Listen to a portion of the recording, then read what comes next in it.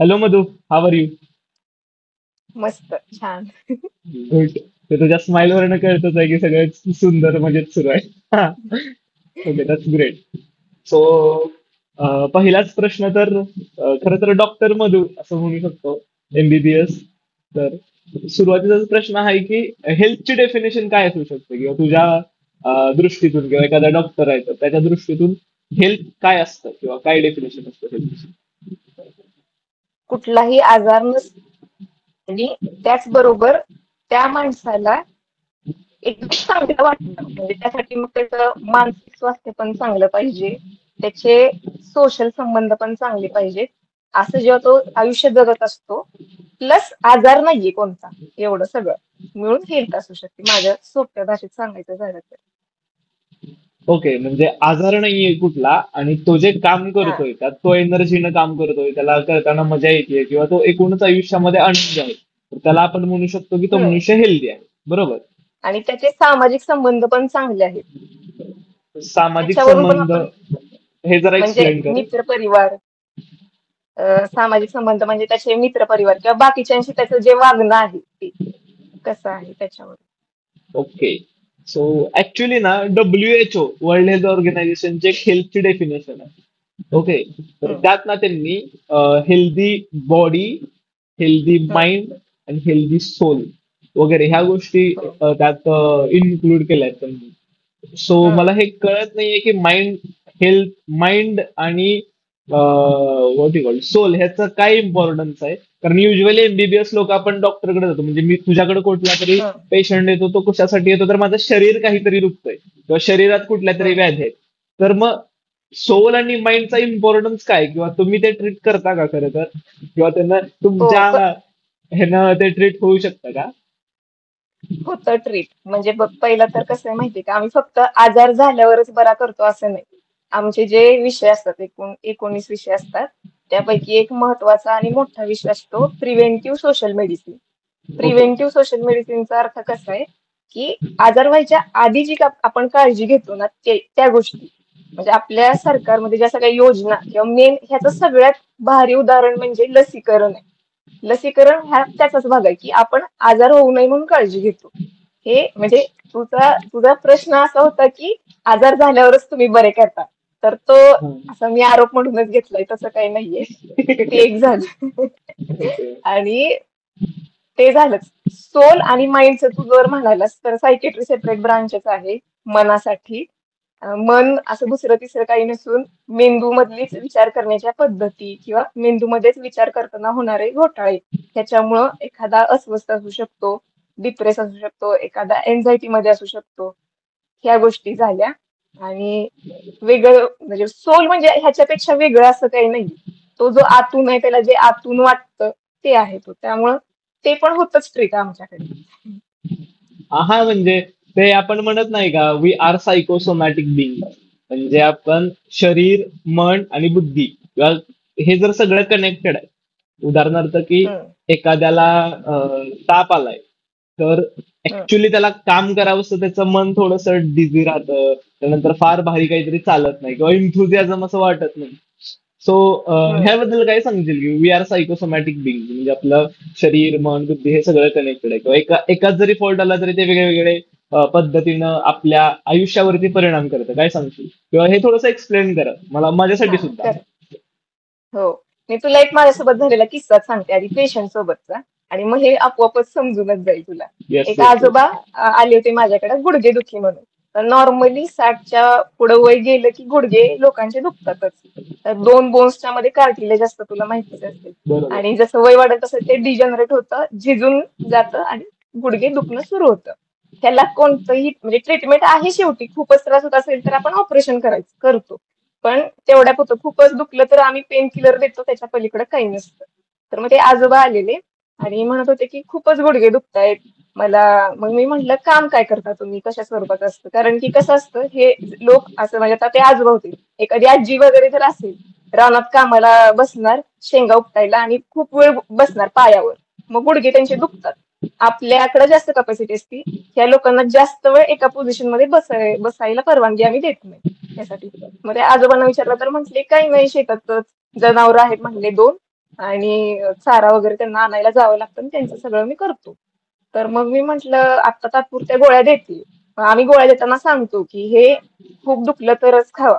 त्याचा किडनीवर इफेक्ट होणार आहे. पेन किलरचं साईड इफेक्ट खूप असतात. पण ज्या म्हाताऱ्या लोकांना हे सांगितलं जात नाही ना, ते त्याचा खूप म्हणजे रोज खातात गोळ्या आणि त्याच्यात परत बरोबर. त्रास होतो त्यांना. त्यामुळे म्हाताऱ्या लोकांना हे खूप सांगावं लागतं की ह्याचे साईड इफेक्ट्स पण आहेत. मी त्या सगळं आजोबांना सांगितलं. म्हटलं खूप जर दुखायला लागलं ना तरच गोळी घ्या. आणि कॅल्शियमच्या वगैरे बाकीचे दिलं मी त्यांना. तेच आजोबा परत बहुतेक मला वाटते 1 महिन्याने आले. आणि मी काही ओळखलं नव्हतं त्यांना, काही नाही. आणि दुसरं काहीतरी झालं, सर्दी खोकला, पावसात भिजले होते म्हणून आलते. आणि मग म्हटले असं असं झाले. मग त्यांना दिली औषधं गोळ्या आणि परत ते निघाले होते. चौकटीत गेले आणि परत माघारी आले. म्हटले की अगं तुला एक सांगायचं होतं, मागच्या वेळी मी आलेलो गुडघे दुखतात म्हणून. तर तू म्हटलेलीस की एका म्हणजे पोझिशन मध्ये जास्त वेळ बसू नका वगैरे असं. तर मग मी काय केलं, तसं पण आमची 2 जनावरं विकून टाकायची होती. मग ती जनावरं विकली. आता मी घेतलेत शेळ्या. तर मग मी आता त्या शेळ्यांना घेऊन जातो चरायला. आणि ते कसं असते म्हणले, जनावरांना मी बसायचो जनावर सोडून द्यायचो, ती चरायची त्यांची ती. शेळ्यांना मला घेऊन जावं लागतं. आणि मी त्यांच्या बरोबर चालणं होतंय आणि काय सांगू तुला, माझं गुडघेच दुखायची कमी झाली, बंद झाली. एक त्या म्हणजे त्यातून मला एवढं भारी वाटलं की मी त्यांना काही विचारलं नव्हतं, त्यांना ओळखलं पण नव्हतं खरं तर, कारण रोज 200 पेशंट येतात, लक्षात राहत नाही कोण कोण येऊन गेलं काय झालं. पण मग ते मला आठवलं, मी त्यांना सांगितलं होतं ते. मग म्हणजे ह्यातून आपण बघू शकतो की एक असं पण झालं असेल की ते जनावरं त्यांनी विकली, शेळ्या घेतल्या. एक प्रकारे त्या शेळ्यांच्या मागे फिरून त्यांचा थोडाफार व्यायाम झाला, ही गोष्ट झाली. त्यांचं थोडंसं मन पण प्रसन्न झालं असणार आहे फिरताना किंवा काय. आणि ते काही दुसरं जे टेन्शन असेल ते पण कमी झालं असेल त्याचबरोबर घरातलं. आणि त्यांना असं वाटायला लागलं की त्यांचं दुखणंच गेलं. आणि ऍक्च्युली म्हणजे ह्या वयात दुखणं कधी जातच नाही, पण त्या माणसाला तसं वाटतंय. म्हणजे तो एकदम खुश राहतोय त्या शेळ्यांसोबत. तर मग मला असं वाटलं की म्हणजे किती भारी आहे. एकतर मी दिलेली गोळीचा तर हा इफेक्ट बिलकुलच नव्हता. तो त्याच दिवशी झाला असेल, संपला पण असेल. पण त्या माणसानं स्वतःच, आणि मी आता आपण कुठपर्यंत सांगणार ना लोकांना की मग तुम्ही आता जनावर आहे एका जागेवर बसू नका. तेव्हा खरं ऍक्च्युली माझ्या लक्षात आलं, ते त्यांनी सगळं सांगितलं मला की मी बसायचो, ती जनावरं चरायची, पण आता मला ह्यांच्या मागं मागं फिरावं लागतं. आणि त्यामुळं माझं आणि त्यांनीच ऑब्झर्व केलेली गोष्ट मला सांगितली. म्हटले की फरक पडला बरं का, आणि आता माझं काहीच दुखत नाही आणि मी गरज लागेल तेव्हाच गोळी खातो. तेव्हा मला म्हणजे मीच एक धडा शिकले त्यातून की आपण जर फ्रेश राहिलो तर आपल्याला म्हणजे मन जर फ्रेश असेल तर दुखणं जाणवणारच नाही ना. आणि एक थोडा व्यायाम पण झाला त्यांचा त्यासोबत. करेक्ट. सो अगदी बरोबर आहे. म्हणजे काही वेळेला ते सबकॉन्शियसली काही काही बसलेल्या असतात गोष्टी, त्या हळूहळू रिव्हील होतात जर हा. त्या आपण तशी लाईफस्टाईल वगैरे काही काइंड ऑफ फॉलो केलं तर, किंवा तो ऍटलिस्ट हो. ऍटिट्यूड ठेवला एकूण आयुष्याबद्दलचा तर. ओके. ओके, तू आता जे सांगितलंस त्या आजोबांचं उदाहरण, त्याच्यावरून असं जे हम्म. जाणवते अर्थातच ते एमबीबीएस नंतर तुम्हाला तो 1 वर्षाचा पीएचसी चा बॉन्ड करायचा असतो, राईट? तो पूर्ण करायचा असतो गव्हर्नमेंटच्या लोकांना. म्हणजे बघ, हा हा, सो पीएचसीचं असं नाही, कुठं पण करू शकतो आपण. मी ओके. पीएचसी मध्ये केला. ओके. सो हा. तू पीएचसी मध्ये गेलास म्हणजे अर्थातच तो अर्धा हम्म. पूर्ण झालाय, करेक्ट?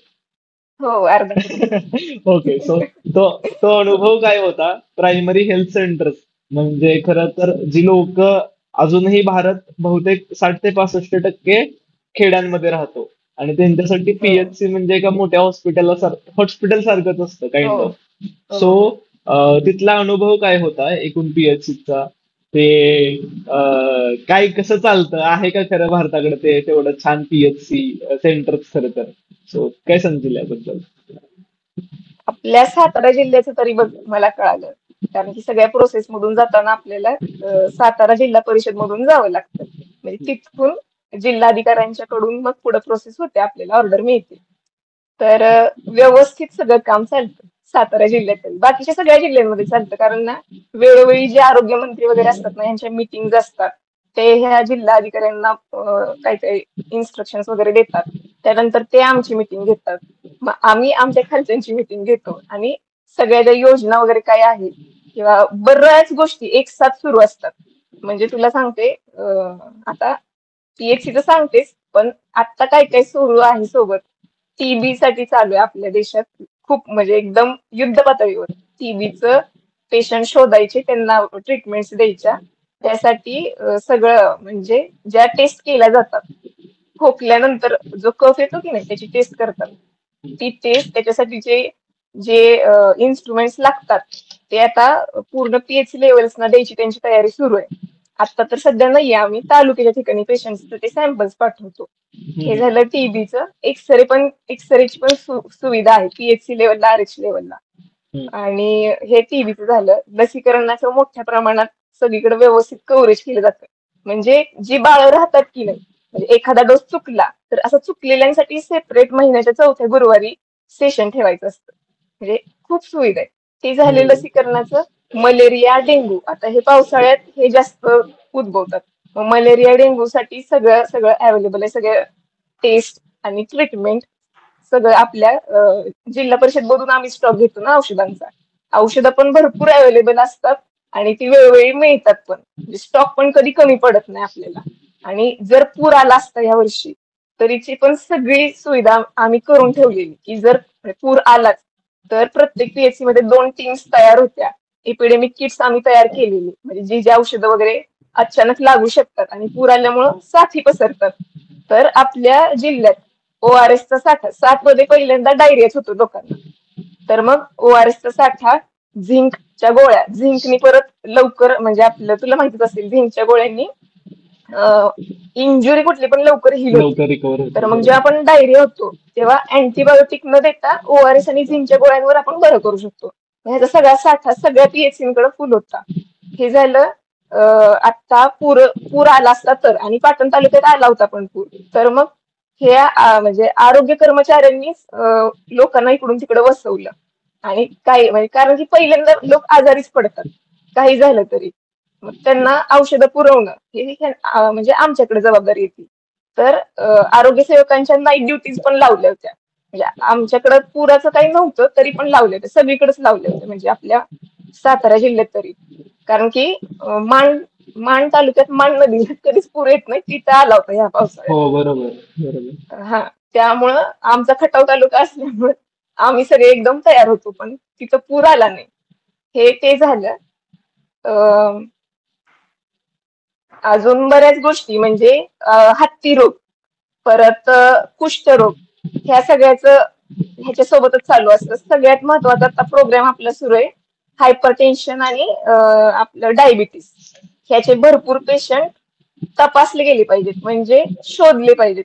त्यासाठी स्क्रीनिंग, परत फॉलोअप, आणि त्यांना मग ट्रीटमेंट द्यायची. हे सगळं आता तुला पीएचसीचं सांगते. जवळपास बघ 30 ते 35 हजार लोकसंख्या असेल ना, तर त्या गावात पीएचसी असते. आमच्या म्हणजे मी आता पुसे सावळीला होते, जवळपास 40 ते 45 हजार लोकसंख्या होती तिथली. म्हणजे मूळ गावचीच नाही, आजूबाजूचे छोटेसे वाड्या वगैरे सगळं मिळून. तर मग अशा ठिकाणी पीएचसी असते की जिथं लोकांना यायला, म्हणजे खूप ठिकाणचे लोक बाजारासाठी वगैरे येतील. मग आता तिथं कसं होतं पुसे सावळीत, जवळजवळ 19 गावांमधून लोक यायचे. बुधवारचा बाजाराचा दिवस असायचा. हो, त्यामुळं बुधवारचं तर जवळजवळ 250ची ओपीडी व्हायची. म्हणजे ऍक्च्युली सगळीकडे एक म्हणजे ओपीडी काढायला एकच मेडिकल ऑफिसर असतो, पण आम्ही दोघी बसायचो. कारण की उरकायचंच नाही तेवढ्या टायमिंग मध्ये, कारण की प्रत्येक पेशंटला ऍटलिस्ट म्हणजे किती पण फास्ट बघितलंस तरी तू 5 मिनिटं तरी यावे लागतात. एवढ्या पेशंटची लाईन लागलेली असल्यावर कसं उरकणार ना. बरोबर. आणि इमर्जन्सीज पण भरपूर असायच्या आमच्याकडे. हे झालं पीएचसीचं. मग ही लोकसंख्या, आणि मग कसं असतं आता एवढ्या सगळ्या गावांमध्ये म्हणजे पीएचसीच्या खाली सब सेंटर येतं. मग आमच्या पीएचसीच्या अंडर 7 सब सेंटर्स होती. म्हणजे ह्या 45 हजार लोकांमध्ये आणखीन छोटे छोटे 7 सरकारी दवाखाने, जिथे ह्यांना बीपी शुगरच्या गोळ्या मिळतील आणि एकदम सर्दी ताप खोकल्याचा प्राथमिक उपचार मिळेल. आणि त्यांच्यासाठी डॉक्टर म्हणजे नर्सिंग ऑफिसर असतात, त्यांना कम्युनिटी हेल्थ ऑफिसर म्हणतो आपण. मग एक तर ते बीएमएस असतात किंवा नर्सिंग ऑफिसर एक्झाम देऊन ते पद मिळतं कम्युनिटी हेल्थ ऑफिसर. मग आमच्या खालचे ते म्हणजे ते सब सेंटर लेवलला डॉक्टर असतात आणि त्यांच्यासोबत एक सिस्टर दिलेली असते.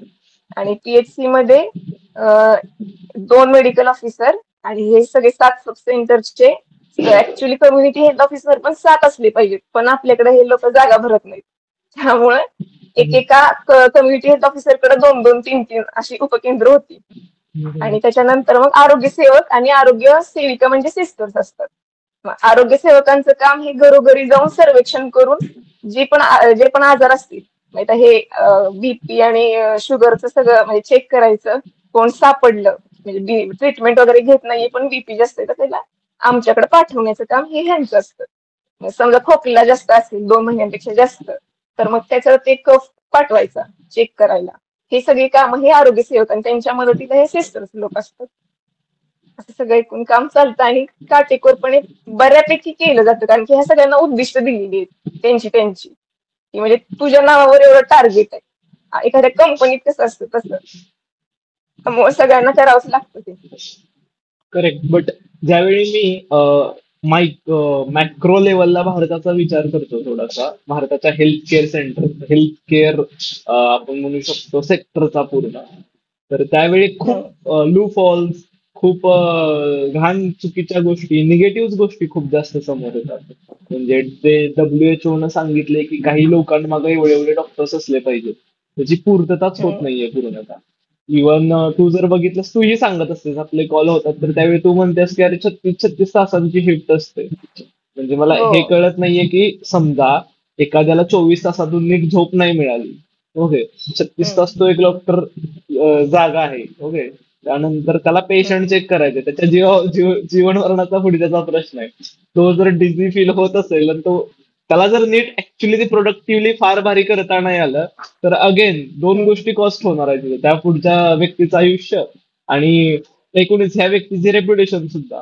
सो हम्म. ज्यावेळी इव्हन तुझ्याशी पण बोलतो तर 12 तासांची shift it's kind of fine, okay, पण ते एवढ्या शिफ्ट स्ट्रेच करणं, थोडक्यात मला हे सांगायचंय की मॅन पॉवर जी कमी आहे भारतामध्ये डॉक्टरांची, इव्हन नर्सेसची सुद्धा, ती खूप घाण गोष्ट आहे. मग याकडे तू कसं बघतेस, किंवा ऍज अ डॉक्टर म्हणून तुला काय वाटतं की हे खूप अर्थात ते चुकीचंच आहे, तूही नाही म्हणणार आहेस की ओके हे किती छान आहे, तूही ह्याचं समर्थन नाहीच करणार आहेस, पण तुला काय वाटतं हम्म. ह्याच्यात काय उपाय असू शकतात आणि हे कशा पद्धतीनं खरं तर बॅड इम्पॅक्ट करते डॉक्टरांवरती आणि इव्हन पेशंट्स वरती सुद्धा?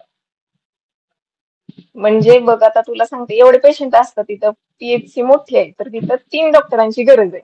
म्हणजे तिथं जेवढ्या लोकांची गरज आहे ना तेवढं सरकार देतच नाहीत लोक तिथं. ऍक्च्युली तिथं 3 पद आहेत, तिथं एक पद कायम ते रिक्त ठेवतात. आणि आता समजा मी तिथं जॉईन व्हायच्या आधी तिथे एकटीच होती ती डॉक्टर जी एमओ होती माझ्या आधी जी तिथं होती, ती एकटी सांभाळत होती सगळं. मग तिच्यावर तर मग किती लोड, आम्ही दोघी झाल्यावर तरी ठीक आहे ना, बरोबर. एक जण झोपू शकतं एक जण नाईट करू शकतं. पण 3च नाईटचा पण पेशंट बघायचा, 3च परत दुसऱ्या दिवसाची ओपीडी पण बघायची. असं सगळं सुरू असतं. म्हणजे इथं पद आहेत तर ते लोक भरत नाहीत. आणि डॉक्टर्स पण आहेत. ऍक्च्युअली त्यासाठीच सगळ्यांना कंपल्सरी गव्हर्नमेंटचा बॉन्ड करायला सांगितले. खूप ऍप्लिकेशन्स येतात, पण ह्यांना त्यात कॉम्पिटिशन करायची असते की म्हणजे खूप ऍप्लिकेशन्स आलेत, म्हणजे जे आहेत त्यांना पण भीती घालायची तुम्हाला काढून टाकू, कारण की शेवटी आम्ही कॉन्ट्रॅक्ट बेसिसवर असतो ना. आणि बरोबर. आणि खूप म्हणजे आता ते सीएचओचं तुला म्हटलं ना, 7 उपकेंद्र होती तर 7 सीएचओ पाहिजेत. तर सीएचओ 3च होते, ते तिघं सांभाळत होते 7.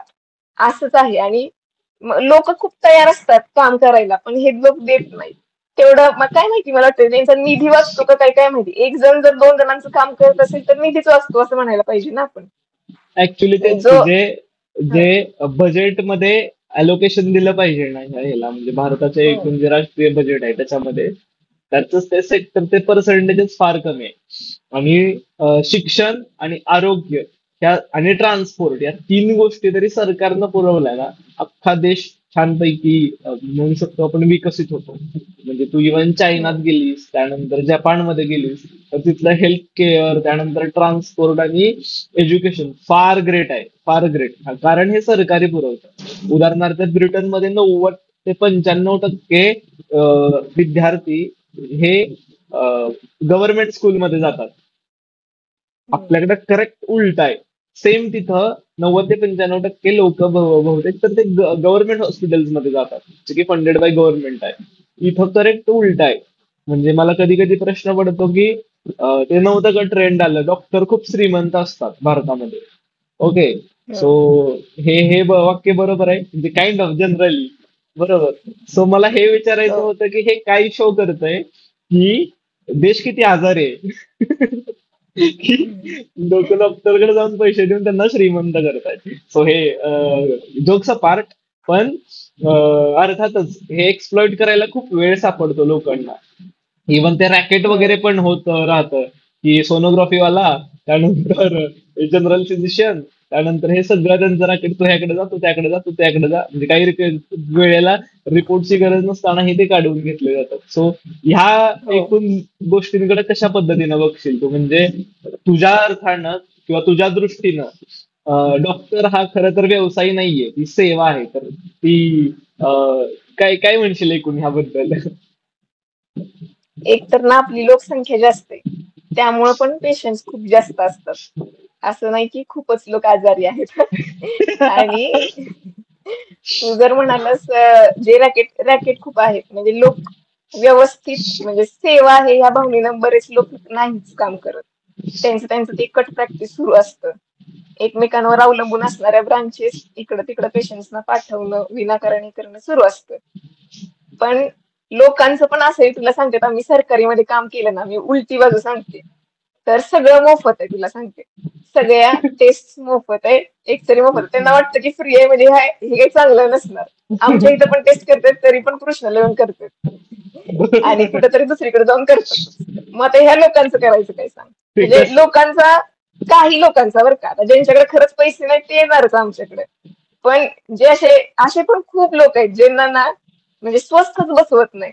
इथं 4-5 टेस्ट करणार, कमी नाही वाटलं म्हणजे ते ऍक्च्युअली मनोरुग्णच असतात. सगळीकडे फिरणार, सगळ्या डॉक्टरकडे फिरून येणार. 1-2 एमडी मेडिसिन, आमच्याकडे असे पेशंट यायचे, एमडी मेडिसिन वाल्यांना दिलेली औषधं घेऊन येणार दाखवायला. बघा त्यांनी हे दिलं, कमी नाही आलं, जरा सरकारी मधलं औषध द्या, मग तेच बरं वाटतंय मला. अजून लोक एवढी हे आहेत ना, म्हणजे खूपच वेगवेगळ्या प्रकारची लोक असल्यामुळं, आणि ते थोडं थोडं जशी आपली जनरेशन म्हातारी होईल ना, ते थोडं कमी होईल. एक थोडासा बॅलन्स येईल पॉप्युलेशन मध्ये. आता सध्या असं आहे की जसं मनाला वाटेल ना तसं त्यांना ते विश्वास ठेवतात. आणि असं पण नाही की विचार करतात. शेजारच्या 4 जणांनी तसं केलं की आपण पण करायचं. मग 4-5 दवाखाने फिरून येणार आणि परत शेवटी सरकारीमध्येच येतात. म्हणजे मी म्हणत नाही की इकडंच या, आलं पाहिजे असं काही म्हणत नाही मी, आमचं काम वाढायचं. पण हे येतातच, तसंच करतात. 4-5 डॉक्टरांकडे जातात, विनाकारण जातात. तुला सांगते, ह्यात जास्त करून बायका असतात. म्हणजे हे एक मानसिक असणार आहे. हे आता मी सांगूनच टाकते कसं आहे. पाठ दुखती, काम केलं की पाठ दुखती. त्याला नॉर्मल जर योगा वगैरे, आता आम्ही सांगतो योगा करा कमी होऊन जाईल, त्यांना वाटतं की ह्यांनी ट्रीटमेंटच दिली नाही. ऍक्च्युली हीच ट्रीटमेंट आहे, की त्या माणसानं नीट केली पाहिजे ना. ते जाणार, एक्सरे काढणार, एक्सरे मध्ये कोणताही दोष आढळणार नाही. 30-40 वयात काहीच एक्सरे दिसत नाही. मग त्यानंतर तो दुसरा एखादा डॉक्टर वैतागून म्हणतो की ठीक आहे मग एमआरआय करून बघा. एमआरआय मध्ये पण काही दिसत नाही. किंवा थोडंफार, बरोबर. आता एमआरआय केलाच आहे म्हणून दिसतं थोडंफार.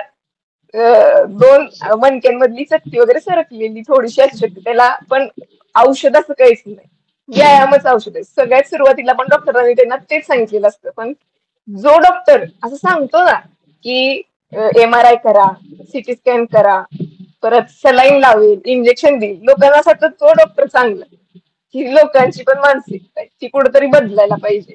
जर मी म्हंटल ना काही नाही हो, येतंय कमी, होईल कमी, फक्त योगा करा तुम्ही, रोज सूर्यनमस्कार घाला 5, कमी येईल की नाही बघा तुम्ही. त्यांना आता काय सांगायला लागली पोरगी आणि दुसऱ्या दवाखान्यात जाणार. ही मानसिकता आहे. त्यांना समजतच नाही. त्यांना असं वाटतं जर त्यांना जास्त कष्ट पडले, इकडे जावा तिकडे जावा, तरच मग त्यांना हे होणार आहे, फरक पडणार आहे. मुळात असं आपल्याकडे काही वर्ग आहे, त्यांना असं वाटतं की एमआरआय केल्यामुळे त्यांचा आजार बरा होणार आहे. एमआरआय ही गोष्ट कशासाठी बघायला आहे. पण त्यांना वाटतं की नाही करून घेतलं पाहिजे, मग ते घरी मागं लागणार. मग घरी नवऱ्याच्या किंवा कोण असेल त्यांच्या की नाही एमआरआय केलाच पाहिजे, त्यात ते केल्यावरच मला बरं वाटणार आहे. एवढा त्रास देतात, सगळं घेऊन येतात आणि परत सरकारी दवाखान्यात दाखवायला. हे बघा मी एवढं एवढं सगळं केलंय, पण ह्याच्यात काहीच दोष सापडलेला नाही, पण तरी पण माझं दुखतंय, मग आता मी काय करू. असे लोक आहेत आपल्याकडं. मग हे हळूहळू बदलतील. पण आपण असं ग्रॉस काही म्हणू शकत नाही की खूपच म्हणजे लूप होल आहे. थोडस लोकांची मानसिकता पण म्हणजे जसं जसं आता शिकलेले लोक म्हातारे होतील ना, सगळे शिकलेले पण नाहीत. आता ते आजोबा तर शिकलेलेच नव्हते तरी ते शहाणे निघाले. असं तर शिकण्यावरून पण काही मोजमाप राहिलेलंच नाही. त्या माणसाची मानसिकता कशी ह्याच्यावरच डिपेंड आहे की तो त्या आजाराकडे कसं बघणार आहे आणि तो कुठे जाणार आहे. माणसांनी पण सुधारलं पाहिजे की कुठे गेलं पाहिजे, काय केलं पाहिजे. करेक्ट. तू तो आनंद पिक्चर बघितलायस का ग, राजेश खन्नाचा जुना? ऐकलंय. ऐकलंय बघितलं. बघ. त्याच्यात तो हम्म. डॉक्टरच असतो ना, रमेश देव हम्म. ह्या ज्या भूमिकेत असतो, तर तो माणूस येतो हा हा. आणि त्याला म्हणतो की थकान सी फील होती है, कुछ करणे म्हणजे काही करावंसं असं वाटत नाही, असं तो खूप असं लो असं मूड मध्ये सांगत असतो. महाग गोळ्या देऊन देतो. रमेश देव असतो त्या हम्म. ऍक्टिंग मध्ये, म्हणतो की पुढच्या आठवड्यात पुन्हा या. हम्म. ओके, दाखवायला. हम्म. त्यानंतर भास्कर भास्कर बॅनर्जी नाव असतं बहुतेक त्याचं, म्हणजे कोण तर हम्म. अमिताभ बच्चन येतो तिथं. त्याला म्हणतो की काय यार, म्हणला तो रमेश देव त्याला म्हणतो की मी जर त्यांना सांगितलं असतं ना, ह्याचा उपाय मला माहितीये, तुला माहितीये, सगळ्यांनाच माहितीये, सकाळी 2 तास व्यायाम करा, चालायचा, संध्याकाळी 2 तास खेळा, सगळी थकान आणि ते सगळं सगळं निघून जाईल. म्हणजे त्यांना पटणार नाही, हम्म. आणि त्यांना खरं तर उत्तर गोळ्या हेच हवंय. तो काही वेळेला तू म्हणतेस ना, लोक मानसिक पेशंट येतात हो. ऍक्च्युली खूप जास्त.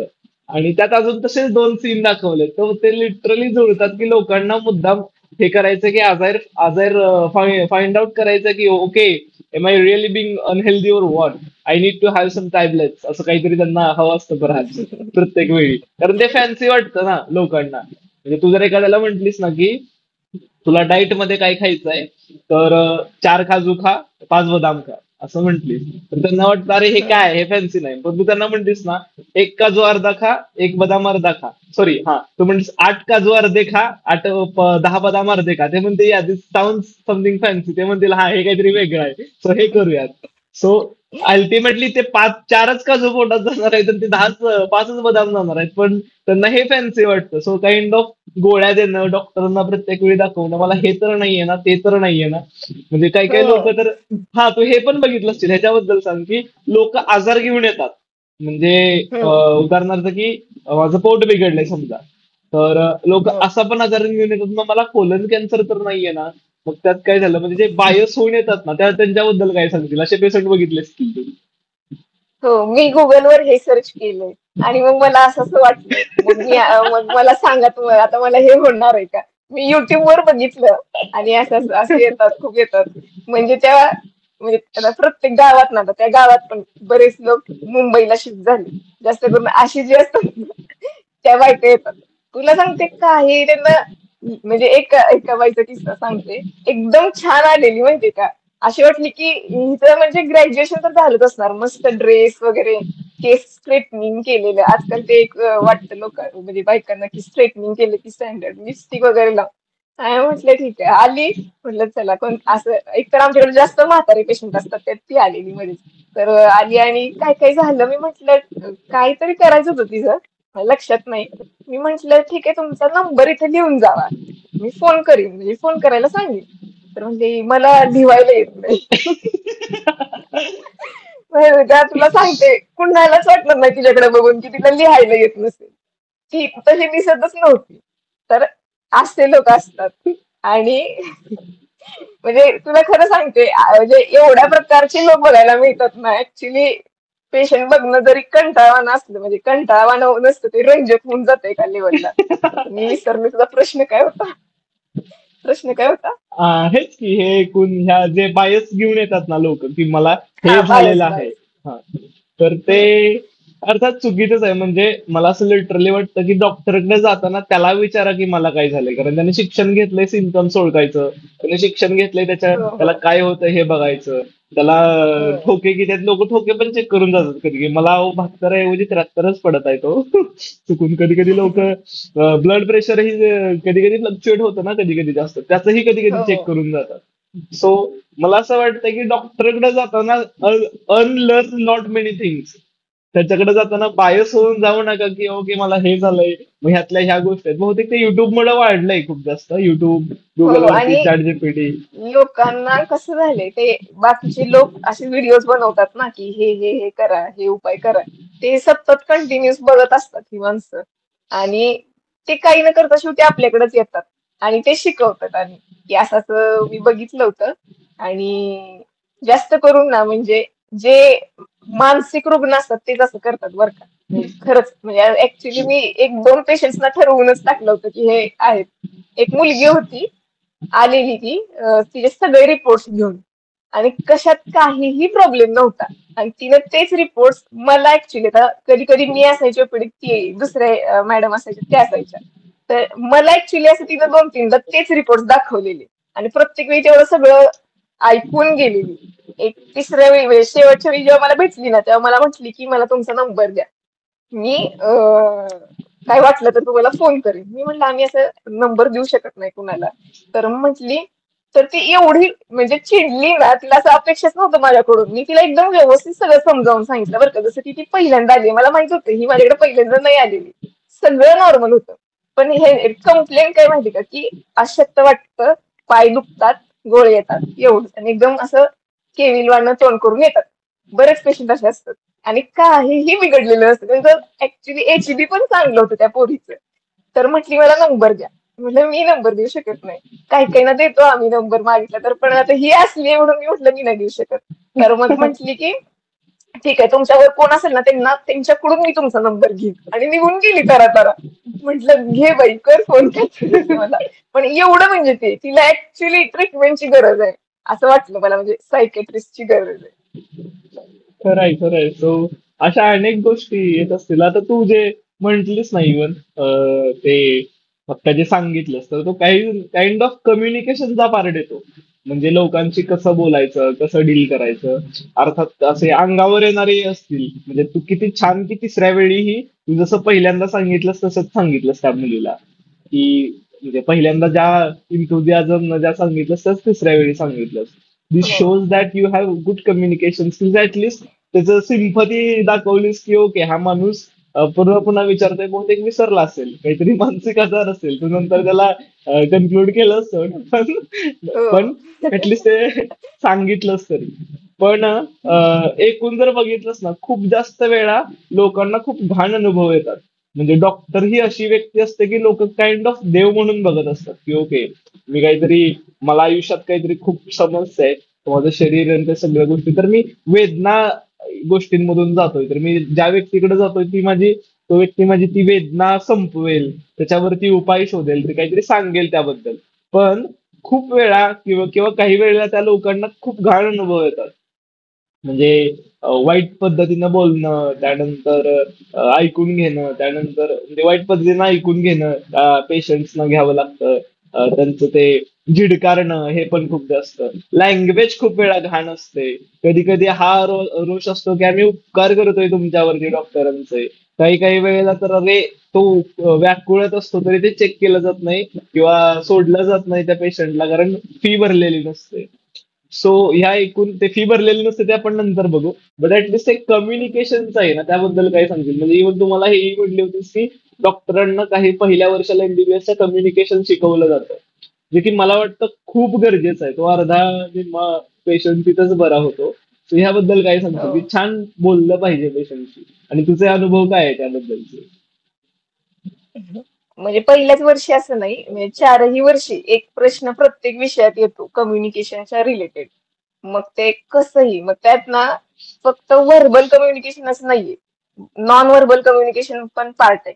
ते पण सांगते आधी.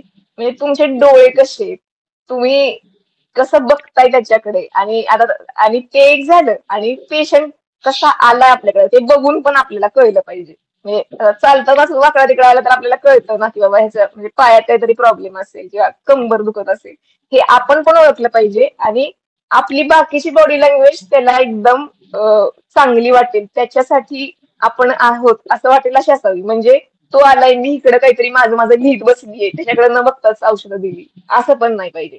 म्हणजे फक्त बोलणंच नव्हे तर तुमचे डोळे, बाकीची बॉडी लँग्वेज, ह्या सगळ्यांनी तुम्ही पेशंटशी त्या कम्युनिकेट केलं पाहिजे असं शिकवलं जातं. आणि ओके. माझे ह्याचा इम्पॉर्टन्स काय आहे? म्हणजे एखादा पेशंट आल्यानंतर त्याच्यावरती कसा इम्पॅक्ट पडतो ह्या गोष्टींचा? उदाहरणार्थ फक्त बोलणं, त्यानंतर येऊन ते बघणं कसं असतं, म्हणजे प्रेमानं बघणं वगैरे असतं का? शिकवलं जातं का तुम्हाला? प्रेमानं बघायला शिकवलं जातं. जास्त वेगळं नसतं. आता बघ, म्हणजे जेव्हा असं शेतात वगैरे काहीतरी चावल्यावर पेशंट येतो आपल्याकडे, हा, तर त्यांनी बघितलेलं नसतं की काय चावलं. मग एक वेळ तो साप असू शकतो, विंचू असू शकतो, काही असू शकतं.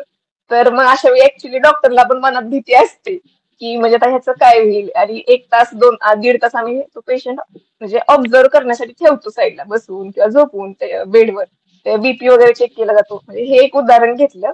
तर मग अशा वेळी पेशंट मात्र खूप घाबरलेला असतो आणि त्याला ऍक्च्युअली कम्युनिकेशनचीच गरज असते आणि त्याची भीती घालवण्याची गरज असते. तो साप बिनविषारी जरी चावला असला ना तरी घाबरून बीपी खूप वाढलेला असतो पेशंटचा.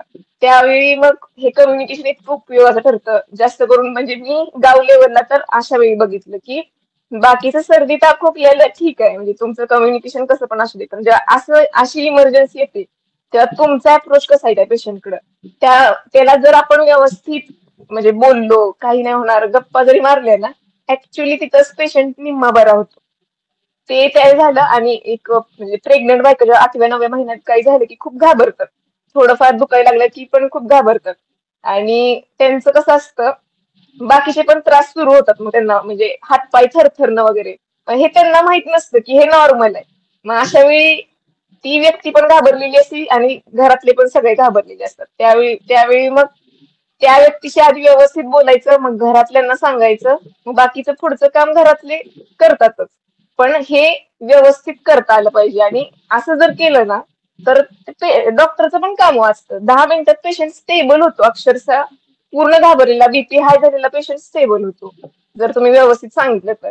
काही काही गोष्टींमध्येच एकदम खूप जास्त गरज असते कम्युनिकेशनची.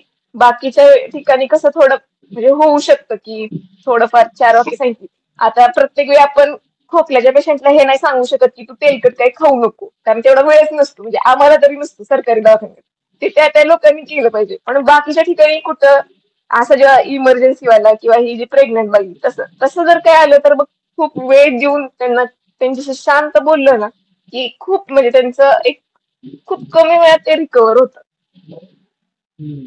Yes, very good. ऍक्च्युली मला ही खूप असं वाटतं की एखादं छान बोलला ना फक्त तर ऍटलिस्ट ते म्हणजे त्याला छान वाटतं, ते प्रसन्न वाटतं आणि तुमचाही तो ऑरा त्या ट्रान्सफर होतो ना, तुमच्या एनर्जीज हो. ट्रान्सफर होतात त्या छान अशा भारी गोष्टी त्या पेशंट. खूप छान. आता तुला एकूण त्या सेक्टरमध्ये हेल्थ केअर सेक्टरमध्ये काम करतेस, डॉक्टर आहेस तर खूप कुठले पेशंट किंवा आता कुठल्या समस्या आहेत आपल्या समोरच्या एकूण म्हणजे तुला कुठली अशी समस्या वाटतेय एकूणच समाजातली किंवा भारतासमोरची लोकांसमोरची जी की त्यांच्या आरोग्य खूप डिटोरिएट करते. त्यांचं असं काय म्हणतोय रोज हळूहळू हळूहळू त्यांचं जीवन कमी होत चाललंय काइंड ऑफ, किंवा त्यांचं आरोग्य खूप वाईट होत चाललंय हळूहळू, अशी कुठली गोष्ट आहे किंवा आता एकूण बघत असतील लोक पेशंट त्यांच्या सवयी वगैरे वगैरे, सो काय वाटतं कुठली हं. गोष्ट आहे अशी? तुला सांगू का तुझ्या नसेवर दाबल्यासारखं होईल, पण पहिलं अल्कोहोल आहे. एकदम ओके. कमी वयात जर सुरू केलं असेल ना तर 30-35व्याच वर्षी म्हणजे माणूस, सगळ्यांनाच होत नाही पण खूप वाईट परिस्थितीने जेव्हा आयसीयू मध्ये येतो ना पेशंट, तेव्हा कारण हेच असतं फक्त. म्हणजे कॅन्सर पण खूप म्हणजे रेअर झालं त्याच्या समोर. आणि म्हणजे आता जेव्हा माझी एमडीसी मेडिसिनची पोस्टिंग चालू होती इंटर्नशिप मध्ये, तेव्हा तुला सांगते अख्ख्या आयसीयू मध्ये जर 10 पेशंट असतील ना तर त्यातले 7 हे त्याच्यामुळे आलेले असायचे की खूप जास्त क्रोनिक अल्कोहोलिक्स असतात. म्हणजे ते जेवत पण नाहीत, फक्त दारू पितात, फक्त दारू पितात. इतकं म्हणजे त्यांच्यात सगळ्या व्हिटॅमिन्सची डेफिशियन्सी झालेली असते, सगळे प्रोटीन्स गेलेले असतात. असं पोट फुगतं, असायटीस ऐकलं असतील असं. पोट पूर्ण मडक्यासारखं फुगतं. त्याच्या पुढची स्टेज मध्ये ते लिव्हर पूर्ण सिरोसिस होऊन खराब होऊन जातं. आणि त्याच्या पुढं पॅन्क्रियाजला स्वादुपिंडाला सूज येते आणि ते खराब होतं. आणि अशा शेवटच्या कंडिशन मध्ये मग पेशंट आयसीयू मध्ये आलेला असतो. मग हे सगळ्यात जास्त आता मला वाटतं म्हणजे हे हायपर टेन्शन आणि डायबिटीस किंवा ऍक्च्युली टीबी पण म्हणजे माणूस रिकव्हर होतो गोळ्या खाऊन. 1 वर्ष किंवा 6 महिन्याचा कोर्स असतो. 4 4 मोठ्या गोळ्या खाव्या लागतात पण ठीक आहे म्हणजे माणूस त्यासोबत जगू शकतो आणि त्याला त्रास पण कमी होतो. पण ह्या माणसाला नंतर नंतर खूप त्रास होतो. मग हे हम्म. अल्कोहोलच्या बाबतीत नाही, स्मोकिंग पण झालं. हा, तेच तेच आता मी तेच विचारणार होतो की अल्कोहोलला टच केलंयस तर मग आता ते सगळीच व्यसनं सांग. लोक आपली भारतातली खूप हुशार आहेत. म्हणजे तुला म्हंटल नाही का त्या दिवशी येऊन या आपल्या दिवाळी अंकाच्या लेखातही लिहिलंय की म्हणजे आपल्याकडे जो अमरत्वाचा सिद्धांत सांगितला जातो, अहम ब्रह्मास्मी आणि आत्मा अमर असतो, मरत नसतो वगैरे, तो लोकांनी खूपच जास्त सिरियसली घेतलेला वाटतं आपल्या भारतातल्या. म्हणजे त्या पॉकेट्स वरती this will cause cancer, this may cause cancer असं लिहिलेलं असून सुद्धा लोक ते कन्झ्युम करतात. आणि त्यानंतर तंबाखू असेल, त्या टोबॅकोच्या सगळ्याच गोष्टी असतील, सिगारेट असेल, हो. ते कन्झ्युम करतात. सो काय समजेल, हे किती घातक आहे आणि ह्याचा किती घाण परिणाम पडतो आपल्यावर. अर्थात ते पिक्चरच्या सुरुवातीला किंवा ऐकून ह्याचा अवेअरनेस पसरवताना ते सांगतातच, नुसता कॅन्सर नाही तर अनेक गोष्टी. बट कॅन्सर व्यतिरिक्त शॉर्ट टर्म काही गोष्टी आहेत अशा ज्या त्यांच्या हेल्थ वरती परिणाम करणारे असतात, म्हणजे जे दिसतात रोज रोज रोज. असं काय आहे? तर साधा आहे बघ, मिसरी घासणारी आजी असू दे किंवा तंबाखू खाणारे आजोबा, बीपी त्यांचा कंट्रोल होत नाही. परत शुगरचं पण ऍक्च्युली त्याचा शुगरचा आणि याचा डायरेक्ट असा संबंध नाही जसा बीपीचा आणि तंबाखूचा वगैरे आहे. पण मग ह्यांची शुगर पण नॉर्मल राहत नाही. कारण की आता हे कसं असतं, गावाकडच्या बायकांचं मिसरी तोंडाला लावायची आणि काहीच खायचं नाही आणि तसंच काम करत राहायचं. आणि जेव्हा जेवतात तेव्हा इतकं म्हणजे तेव्हा 2 टाइम्स एक सतत जेवणार आणि मग एकदम ह्यांची शुगर शूट होणार. एक गोळ्या ज्या बनवलेल्या असतात त्या काही आशासाठी दिलेल्या नसतात. सगळ्यात म्हणजे ना, असं जे करतात लोक म्हणजे हे मिसरी किंवा तंबाखूमुळे भूक वेळेवर लागत नाही, ही सगळ्यात शॉर्ट टर्म तू म्हटलास ना ते. आणि त्यामुळे जर डायबिटीसच्या गोळ्या वगैरे सुरू असतील ना, तर त्या गोळ्या नीट काम करत नाहीत. कधी कधी डोस बरोबर असून पण हे माणसं उपाशी असतात आणि गोळी खाल्ली जाते म्हणून चक्कर पडतात. मग डोस कमी केला की जेवल्यानंतर यांची शुगर वाढलेली असते. त्यामुळे मग हे त्यांचा डायबिटीस कधी कंट्रोलच होत नाही, कारण की यांच्या मुळात जे बेसिक आहे जेवणाच्या सवयी त्याच नीट नसतात. मग जेवणाची सवय का नीट नसते, तर हे चहा पिणं, चहा पण व्यसन नसून सुद्धा बायका फक्त चहावर 2-2 वाजेपर्यंत कामं करतात. कसं करतात काय माहिती. म्हणजे एवढं जाणवलं ना की मग ते काय म्हणजे शरीरात शुगर नसताना ही लोक कसं करत असतील. फक्त एक कप चहावर 2 पर्यंत घरातली सगळी कामं मी करते म्हटली मला बाई. आणि मग त्यानंतर मी जेवते आणि जेवलं की लगेच झोप. मग आणि एकच टाइम जेवण करून पण माझं वजन वाढतच चाललं. मग आता बरोबरच आहे ना, तर ही म्हटली मी फक्त एकच टाइम जेवण करते. पण तू किती चुकीच्या पद्धतीनं खातीस आणि त्याच्यानंतर परत ती झोपते. झोपणारच माणूस कोण पण. आता 2 पर्यंत तिथं पूर्ण पोटाला उपाशी ठेवले. मला वाटतं सगळा आपल्याला सप्लाय त्या पोटाकडे जात असणार, पचत पण नसणार. प्लस ह्यांना डायजेशनचे पण खूप प्रॉब्लेम्स असतात त्या लोकांना. म्हणजे पोट साफ होत नाही रोजचं. हे शॉर्ट टर्म झाले. ओके. आणि हे पुढे जाऊन अल्टिमेटली अर्थातच जर ते खूप वाढलं आणि एखादा नशीबवान असला तर कॅन्सर. हो, कॅन्सर तसा इतका इतका नाही होते सगळ्यांना, पण बाकीचे खूप त्रास होतात. पण लोक ते असं मास्क केल्यासारखं करतात, ते बघतच नाही, दुर्लक्ष करतात. त्यांना कळत असतं. ऍक्च्युली शुगरच्या पेशंटला पण कळत असतं की आज माझी शुगर लो झालीये किंवा आज त्रास होतोय, वाढलीये. असं ते लगेच चेक करायला येतात. पण ही किती आयरनीची गोष्ट सगळं आहे ना झालं. गं, की किती आश्चर्याची गोष्ट आहे की लोकांना हे माहिती आहे, किंवा इव्हन डॉक्टर सांगतायत, जो विकणारा माणूस आहे तो सांगतोय. उदाहरणार्थ बघ की आता समजा तुझ्याकडे काहीतरी, मी काहीतरी विकतोय, ओके, आणि मी जी गोष्ट विकतोय ना, ती विकताना मी हातात देताना पुढच्या व्यक्तीला सांगतोय की हे ना तू आजारी पडू शकतोस हं, पण तुझ्या रिस्क वरती घे तू. तरी तो माणूस घेतोय आणि ते खातोय. म्हणजे हे किती, म्हणजे अर्थात ते अर्थातच ते सगळं ते ह्याच्या रिलेटेड आहे, व्यसनांच्या आणि त्या सगळ्या गोष्टींच्याच रिलेटेड आहे. न्यूरोलॉजीचीच ती पुन्हा ब्रँच आहे की ते सगळं न्यूरो सायन्स कडेच जातं अर्थातच, कारण व्यसन आणि सगळ्या गोष्टी.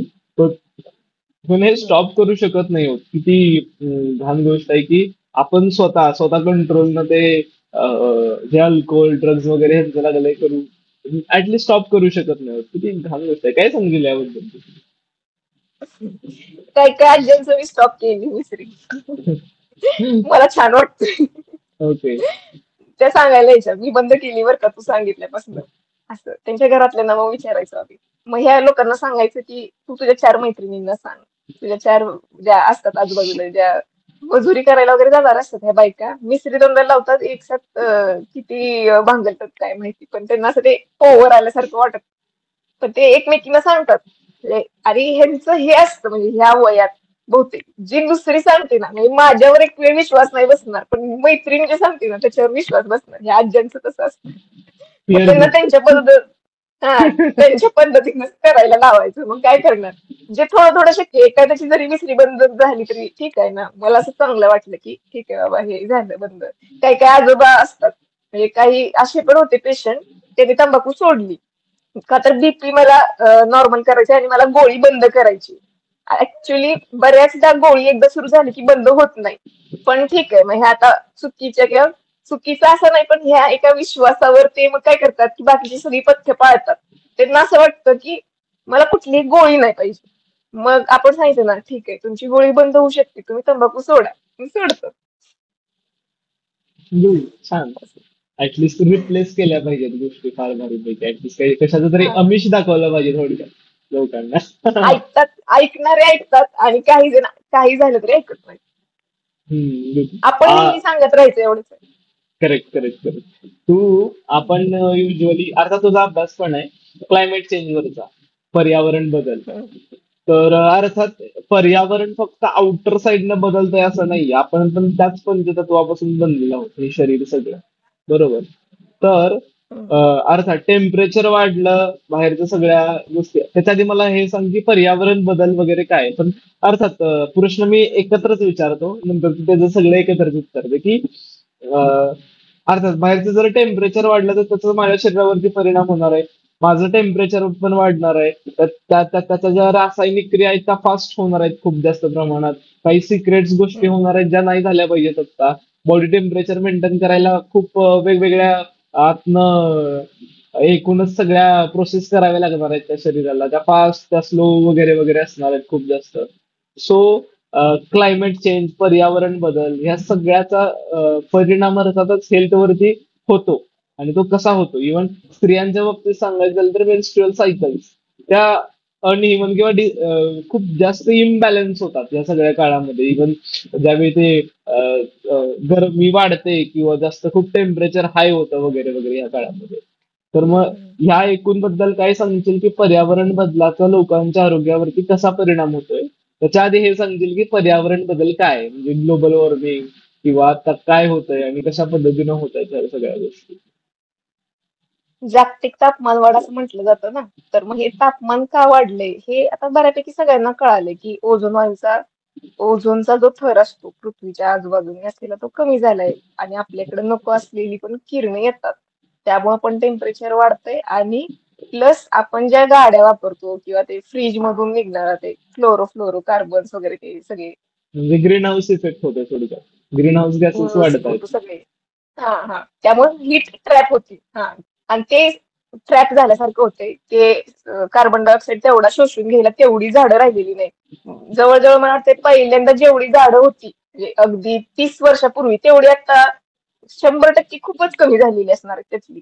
म्हणजे लोकांनी जंगलं पाडली अक्षरशः आणि रस्ते बांधले. सगळं विकासाच्या नावाखाली सगळं केलेलं आहे. तर हे झालं. ते तापमान वाढीमुळे सगळ्यात मेन काय होते की त्याच्या म्हणजे पुढं काय होतं, मग लोकांना वाटतं की हा ठीक आहे गरम होण्याच्या पलीकडे काय, समुद्राचं पाणी वाढतंय ते तापमान वाढल्यामुळं सगळं बर्फ वितळते, जे आपले हिमालयात आहे वगैरे ते झालंच. इकडं तापमान वाढल्यामुळे पाण्याची वाफ भरपूर होऊन ढग तयार होत आहेत.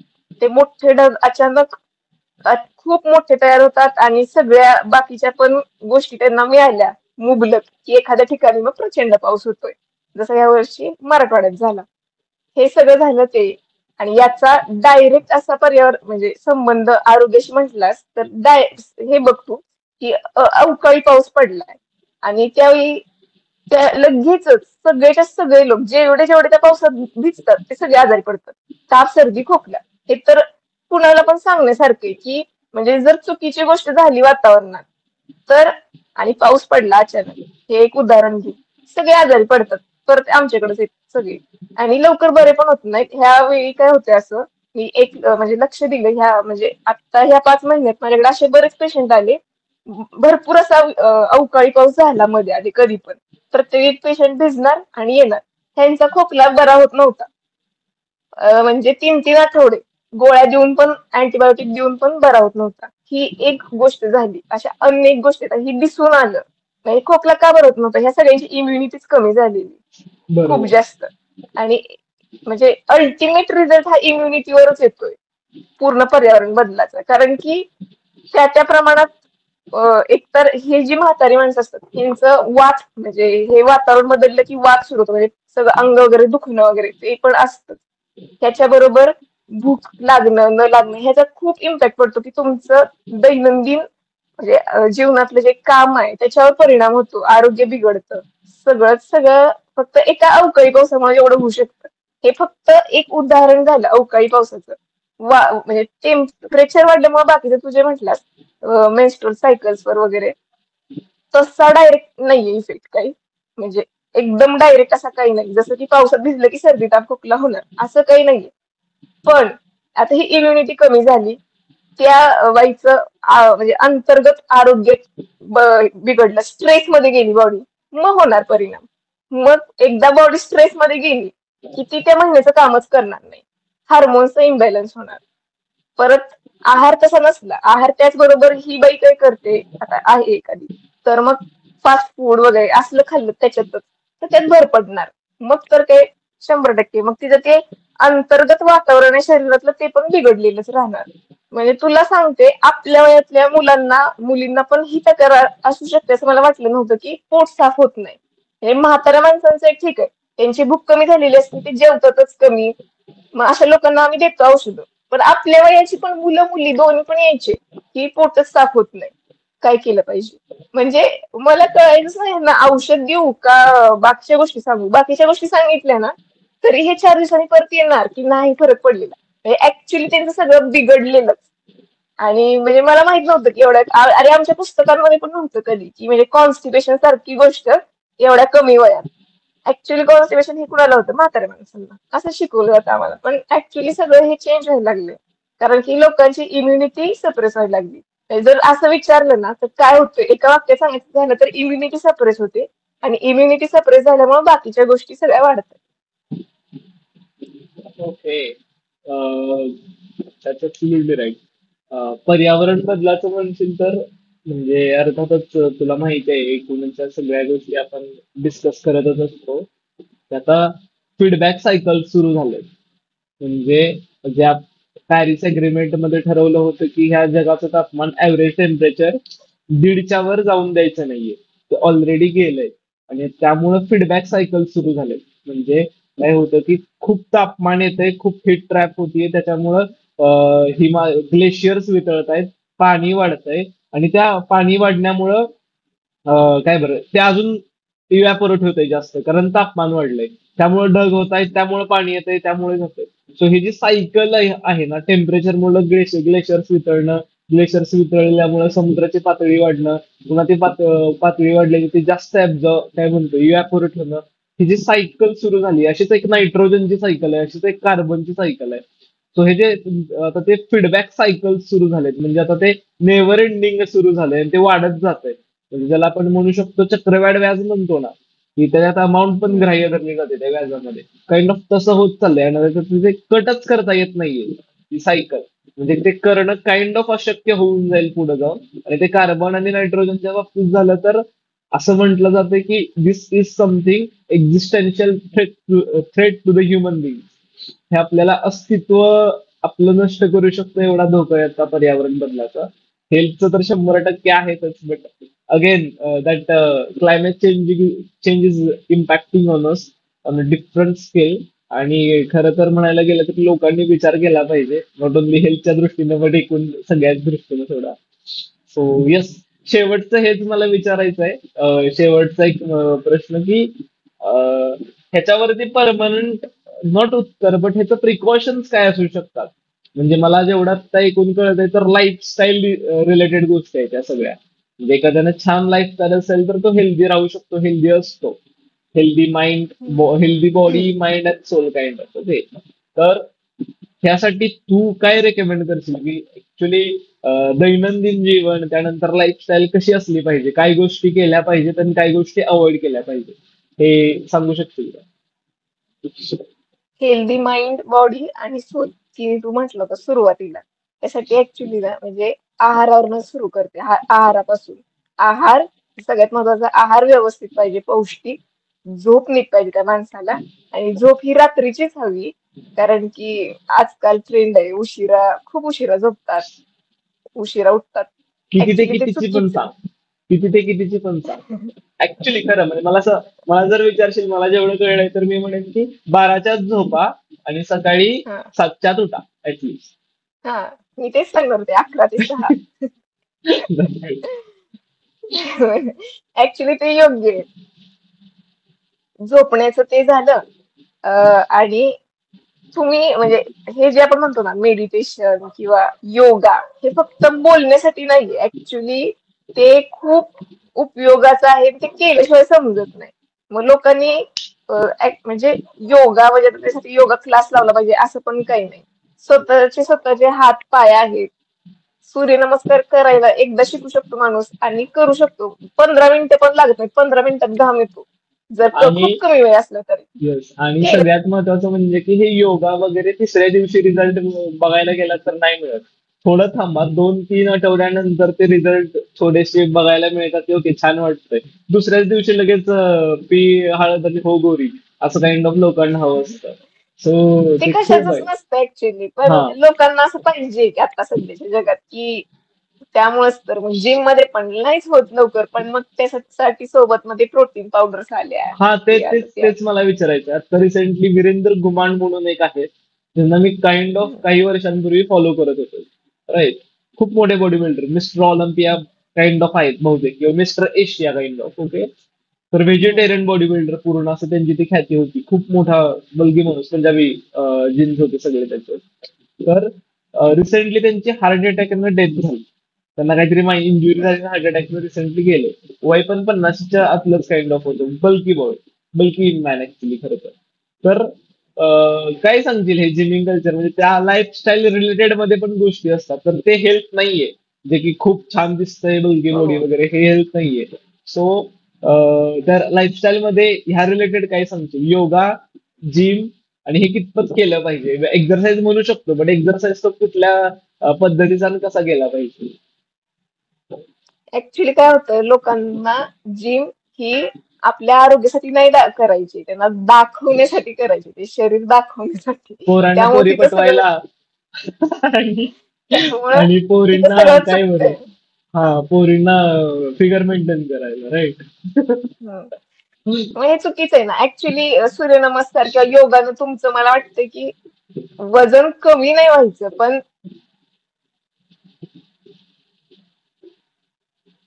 काय झालं का?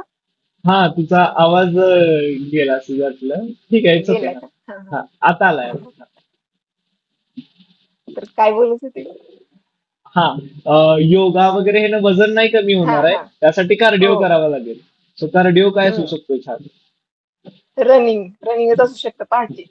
कारण की त्याच्याशिवाय वेगळं किंवा तो आता डोंगर आहे आपल्याकडे, डोंगर चढू शकतो एखादा, उचलू शकतो, ते चांगलंय. पण विनाकारण वजन उचलणं मला तर काही पटत नाही ते. म्हणजे एवढं प्रोटीन्स तुम्ही म्हणजे मसल्स पॉवरफुल करून तुम्हाला ते लागणारच. एखाद्या कामगाराचे बॉडी बघतो, प्रचंड काम असतं त्याला, गवंडी किंवा काय, तरी इतके मसल्स डेव्हलप होत नाहीत. मग तुम्ही विनाकारण त्रास देताय त्या मसल्सना, आणि त्याच्या नादात दुसऱ्या पण गोष्टी सप्रेस होतच असणार आहेत मग. त्यामुळं लोकांचं ते, आणि हार्ट अटॅक यायला अनेक कारण असतात. तू म्हटलं घेतला असणारच आहे, जरी वेगळं नसला तरी औषधं वगैरे. ते पावडर्स मध्ये काय असतं ऍक्च्युली आपण बघायला जात नाही ना, जरी ती व्हेगन असली तरी. नाही, त्यामुळं ते व्हेजिटेरियन होते, सो व्हीगन नव्हते. बट हम्म. अगेन मला ते त्याचा विषय नाही. पावडर सप्लिमेंटिंग ते खाणं ते मी जो करतोय ते ठीक आहे, बट ते हेल्थ नाहीये हे हम्म. 100% करेक्ट. आपला तो हो. प्रश्न अर्धाच राहिला की अजून काय काय सांगशील, काय काय केलं पाहिजे म्हणजे आपण पर्यावरणासाठी. नाही नाही नाही, ह्याच्यासाठी मग का हेल्थच्या रिलेटेड गोष्टी, म्हणजे तू पहिल्यांदा सांगितलंस की हो. झोप, हम्म. त्यानंतर डाईट. डाईट मध्ये काय काय छान इन्क्लूड करूया? जरा ओमेगा 3 आणि B12 साठी पण सांग काहीतरी गोष्टी. ते नॉन व्हेज खात असाल तर मापात खावा, सगळ्यात महत्वाची गोष्ट आहे. लोकांना काय वाटतं माहितीये का आपल्या इकडच्या, की खूप खाण्याची गरज नसते. खूप खातात लोक, ऍक्च्युली त्याचा त्रास होतो, मग फायदा होत नाही. जर तुम्ही नॉनव्हेज असाल तर ते पण प्रमाणात खाल्लं पाहिजे. आणि ऍक्च्युली ना कॅल्शियम आणि ह्याच्या नावाखाली खूप लोक खातात नॉनव्हेज खूप जास्त, मी बघते स्वतः. ते चुकीचं आहे. आणि आता कॅल्शियमची कमतरता आहे तर मग म्हणजे आपल्याला बाकीच्या गोष्टी आता दुधातनं मिळणार ठीक आहे. पण शुगर जास्तीत जास्त अवॉइड केली पाहिजे. आणि ज्या हिरव्या पालेभाज्या आहेत त्या भरपूर खाल्ल्या पाहिजेत. अं, जास्तीत जास्त त्याचं सेवन केलं तर तुमचं आरोग्य चांगलं राहणार आहे. सगळंच म्हणजे एकदा तुमची जर पचनक्रिया चांगली राहिली ना आपोआप सगळं चांगलं राहतं. जर तीच बिघडलेली असेल तर बाकीच्या सगळ्या गोष्टी हॅम्पर होतात. पचनक्रिया चांगली राहण्यासाठी काकडी गाजर त्याचा समावेश असला पाहिजे हिरव्या पालेभाज्यांच्या सोबतच. आणि कार्ब जे आहेत ते चपाती भाकरी. मधून मधून आवाज कट होतोय का? आत्ता पण झाला थोडासा. तर कशामुळे होतंय ते? काय माहित. बरं ठीक आहे, इट्स ओके. आता येतोय. सो फायबर ऍड हा. करा. फायबर कशातनं मिळतं हम्म. तर कार्ब जरा लिमिटेड मध्ये ठेव. हा, कार्ब लिमिटेड मध्ये खा. एक्स्ट्रा प्रोटीन साठी डाळ, शेंगदाणे थोडेसे वाढवा. हम्म. डाळ, शेंगदाणे आपलं देशी काय, देशी जे घरात मिळतंय ते चणे. हो त्यानंतर पिठलं पिठलंही असू शकतं खरं तर प्रोटीन साठी ते जरासं बेसन पिठच असतं हो. त्यात. सो ह्या सगळ्या गोष्टी प्रोटीन कार्ब. आणि फळांचं एक सांगायचं झालं, आजकाल ते फॅड आहे रे. जसं किवी, परत अजून ते कुठलं गुलाबी दिसणारं फळ रे, ड्रॅगन ते फ्रूट. असं काही खास. हा, ड्रॅगन फ्रूट. ते खास आणून खाल्लं पाहिजे असं काही नाही. त्या त्या हंगामातलं जे पण फळ आपल्याकडे नॅचरली येतं, आता सीताफळ आहे त्या त्यावेळी तुम्ही ते ते खाऊ शकता. म्हणजे असं काही नाही की असं फॅन्सी केलं पाहिजे ह्याला. लोक लगेच फॅन्सी करायला जातात. जे तेच ना. अवेलेबल आहे ते खाल्लं पाहिजे. येस. ग्रेट. आणि काय अवॉइड करायचं हे सांगशील? अवॉइड जर करायचं असेल ना तर तुम्ही ऍक्च्युली फास्ट फूड करूच शकता. नाही तर महिन्यातून एखादा दिवस फक्त चीट डे सारखं ठेवू शकता. चीट त्यात डे. पण हेल्दी ऑप्शन. ओके, तर काय आठवड्यातून आता एक एखाद्याला चालेल का? जमतच नसेल, तू काय खातोस त्याच्यावर आहे ना. ओके. म्हणजे बघ आता पास्ता आणि बर्गर किंवा ह्याच्यापेक्षा पाणीपुरी ठीक आहे किंवा कच्ची दाबेली ठीक आहे, त्याच्यात डाळिंब तरी असतं, ओके. वाटाणे असतात. म्हणजे तुम्ही बॅलन्स करू शकता. आज जर ते खाल्ले ना 2-3 दिवस चांगलं चांगलं खावा. असं काही नाही की एक हार्ड अँड फास्ट. जर हार्ड अँड फास्ट कुठला पण रूल बनवायला गेला. आता पण आवाज कट झाला का? हा, काय झालं? मेसेज येतात का तुला वरून पॉपअप? मेसेज नाहीये, ह्याचं चार्जिंग संपले हो का? बहुतेक. हा. ओके. म्हणजे तू काढू शकतेस, आता शेवटाकडे चाललोय खरं तर, पण ठीक आहे, इट्स ओके. हो. खरं तर झालंय तुला काही your final remarks and note on this. Final remark कशाबद्दल सांगू, सांग मग मी सांगते. सो ठीक आहे, खरं तर माझे प्रश्न संपलेत सगळे. एकूण आपण जे डिस्कस केलं ते आय एन्जॉयड इट खरं तर. मला ते आपण युजली करतच असतो हे सगळं डिस्कस कॉलवरती वगैरे. पॉडकास्ट काय असतो खरं तर आपण कॉलच माझे असतो. सगळे कॉल पॉडकास्टच असतात बहुतेक. हो. तर सो यावेळी तुझ्याकडून कमी झालं, नाही तर उलट कॉल भारी असतो, तुझ्याकडून पण येतं ना. यावेळी फक्त मीच बोलते. So okay fine. खरं तर तुझा पॉडकास्ट आहे, तुझा घेतोय मी त्यामुळे बहुतेक. हा, हा. तेच. पण छान वाटलं, खूप गोष्टी कळल्या. लोकांना ऐकताना पण त्यांच्याशी खूप रिलेट करतील, त्यांच्या दैनंदिन जीवनातल्या, त्यांच्या एकूण खाण्याच्या पिण्याच्या सवयीपासून ते व्यायामापर्यंत अनेक. त्यानंतर क्लायमेट चेंजचा एक छोटासा आपण त्याला टच दिलाय खरं तर. पण भरपूर बोलू खरं तर भविष्यात अनेक गोष्टींविषयी. हेल्थ पासून थोड्या थोड्या दिवसानंतर ब्रेन घेऊ, नंतर हार्ट घेऊ, एक एक पार्ट घेऊ नंतर बॉडीचा, नंतर स्किन घेऊ, कधी कधी असं हे सगळं घेऊ. एकूण आत्ता फक्त काय म्हणतोय आपण, जनरलाइज गोष्टी केल्या, जनरल बोललो. पण भविष्यात अनेक गोष्टी बोलू, अगदी अगदी पर्यावरणापासून ते सगळ्या गोष्टींपर्यंत, कारण त्याच्याविषयी सुद्धा तुला नॉलेज आहे खूप जास्त, सायंटिफिक बॅकग्राऊंड मिळालं. So yes, I enjoyed it. What about you? How did you feel? मला पण खूप मजा आली आणि आपण नेहमी बोलतच असतो त्यामुळे माझ्यासाठी काही जास्त वेगळं नव्हतं, फक्त आता जरा फेस टू फेस होतं. मस्त वाटलं. गुड. सो या, रिअली प्रोफेशनल वाटलं, बाकी काही नाही. असं नेहमी आपण नेहमी गप्पा मारतो. Correct, correct, correct. सो या, सो हे प्रोफेशनली गप्पा टप्पा आपण इथं काय बरं संपूयात खरं तर.